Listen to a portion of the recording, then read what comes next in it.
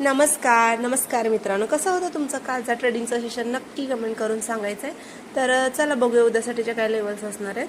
तर निफ्टी बघा, न्यूजमुळे खाली 500 पॉईंट डाऊनला आलेला आहे, 23,560ला, आणि इथून एक शार्प रिकव्हरी आली 23,880 890 पर्यंत, 23,900 पर्यंत।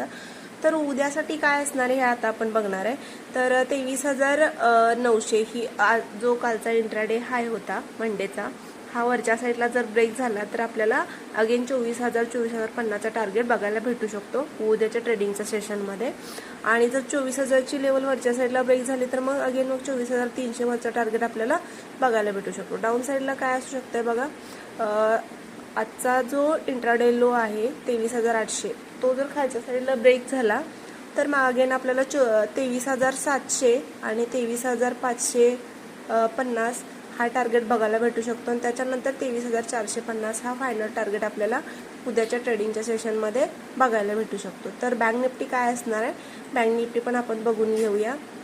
तर बँक निफ्टी बघा, बँक निफ्टी पण 1200-1300 पॉईंट डाऊन झालेला, बट बँक निफ्टीची जी लेवल मी मंडेला काढून ठेवलेली बघा 54,400ची, याच लेवलवरून मार्केटने शार्प रिकव्हरी दिलेली आहे। आणि जिथं वरच्या साईडला मी जी लेवल मार्क केलेली 55,700ची लेवल, तिथेच जाऊन मार्केट बरोबर थांबलेलं आहे। तर तुम्ही बघू शकता, हा जो गॅप मार्केटने सोडला होता कालच्या दिवशी, एवढा मोठा गॅप डाऊन झाला, मार्केटने हा गॅप पूर्णपणे फिल केलेला। तर उद्यासाठी मार्केट काय असू शकतं बघा, तर उद्यासाठी मार्केट काय असू शकतं, आजचा इंट्राडे हाय वरच्या साईडला ब्रेक झाला तर मग अगेन आपल्याला 56,000चं टार्गेट बघायला भेटू शकतं।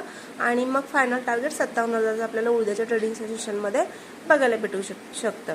डाऊन साईडला काय असू शकतं, डाऊन साईडला 55,600 खालच्या साईडला ब्रेक झाला तर मग आपल्याला 55,000चं टार्गेट भेटू शकतं। आणि त्याच्यानंतर मग 54,400 खालचं टार्गेट हे आपल्याला बघायला भेटू शकतं।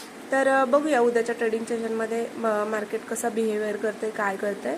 तर माझे व्हिडिओ आवडत असतील तर चॅनलला सबस्क्राईब करा, लाईक करा, शेअर करा, कमेंट करा। थँक्यू।